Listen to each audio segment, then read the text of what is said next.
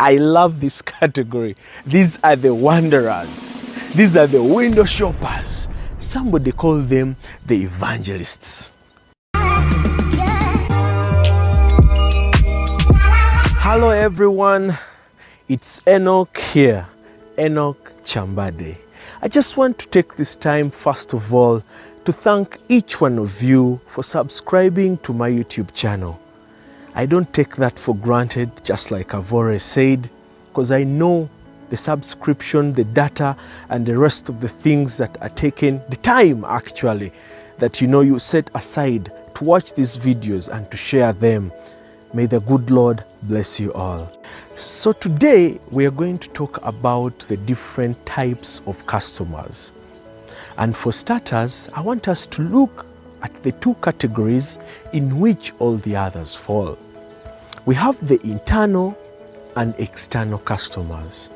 When we talk about internal customers, I'm basically referring to employees. You, the worker in that particular organization, are its internal customer. To you, my employers or employers out there or bosses out there, the way you treat your employees will definitely determine how they'll likewise treat the external customers.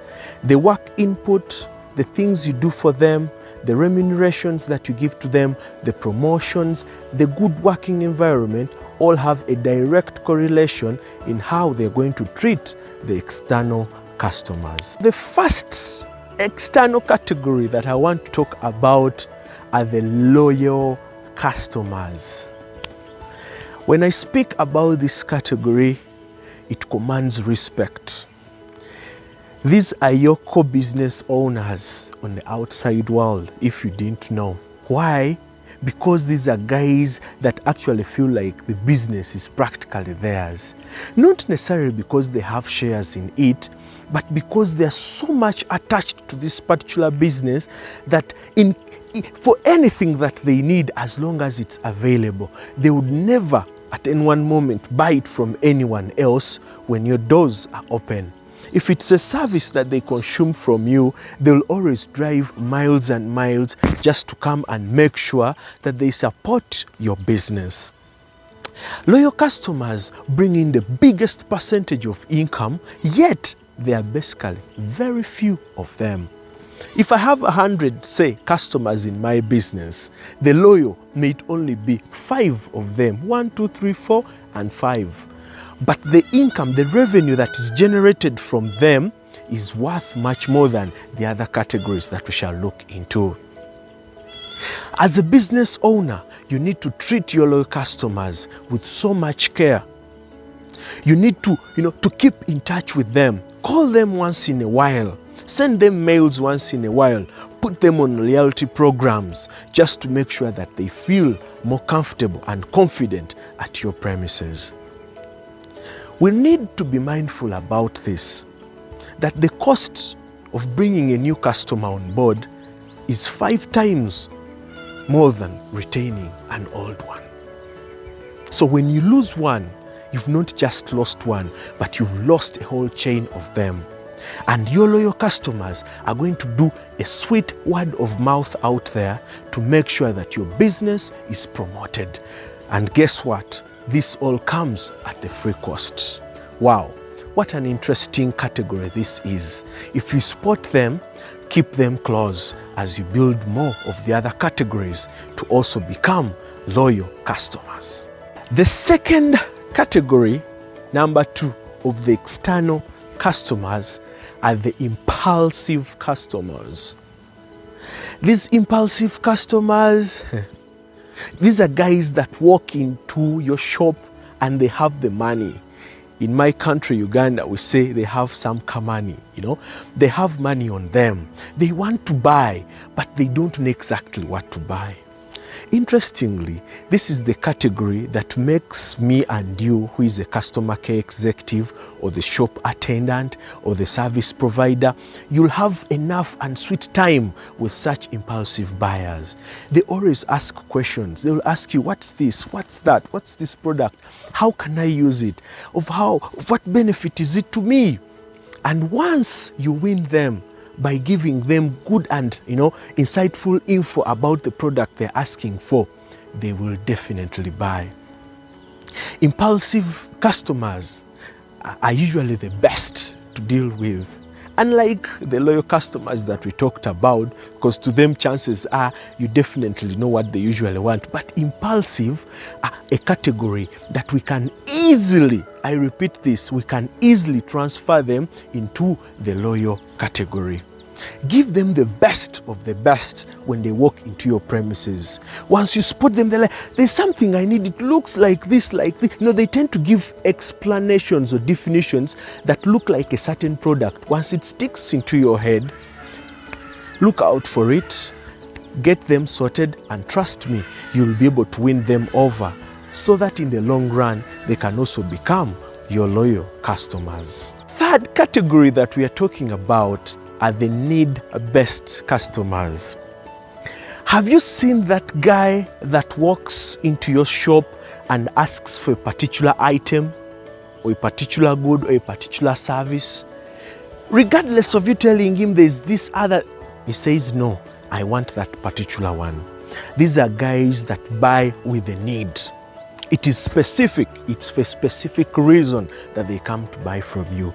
These are guys that will move into that supermarket, walk through it, just walk straight to that particular place they were directed to, pick that product, come to the counter, pay for the thing or the item, and off they go.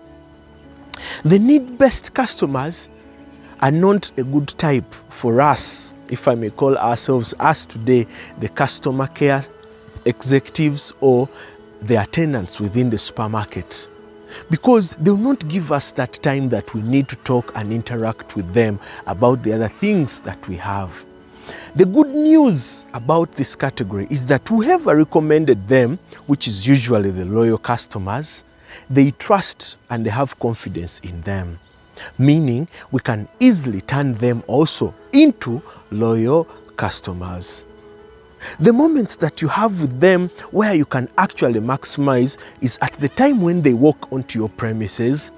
Receive them well, give them a good reception. As they move around, help them pick whatever they need to pick. As they come to make payments, to them, that experience is memorable. Because after all they needed was to walk in, buy what they needed, and off they go. Theirs is just for a need.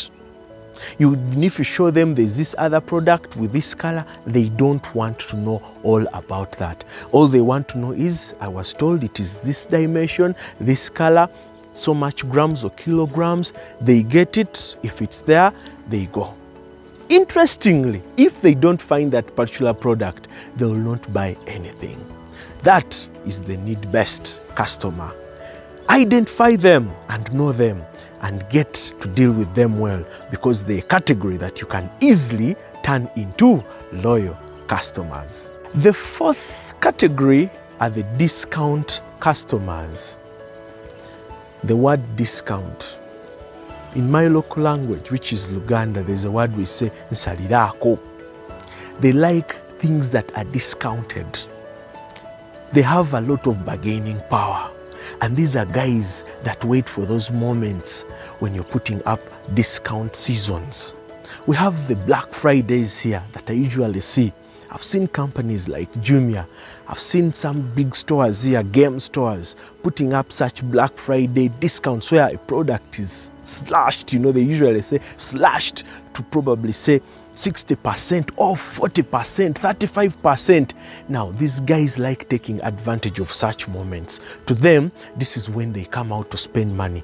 They feel that if I bought that product at its original price, I'll be making losses. And as such, they wait for times when it's time to do discounts.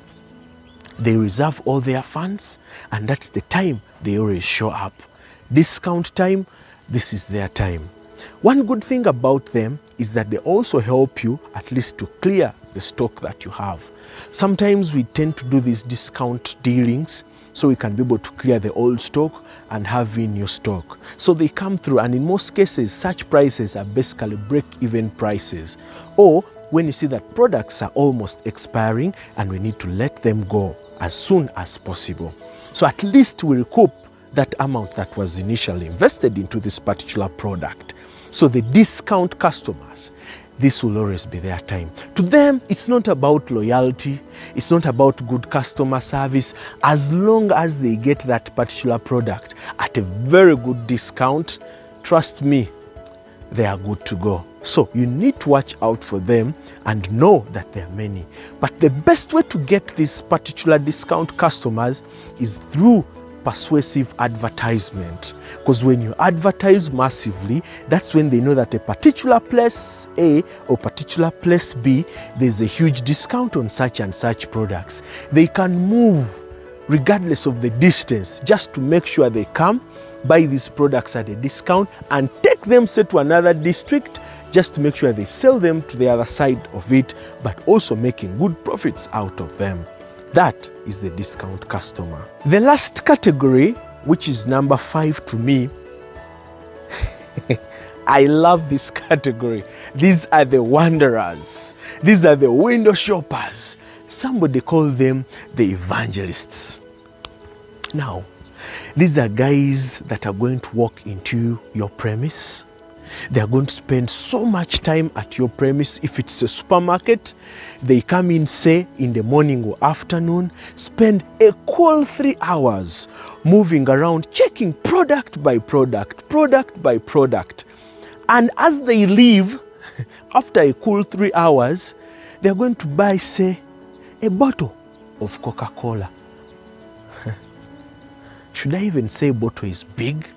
They may just probably buy something small. It could be a sweet, maybe a lollipop. Basically, they don't spend much.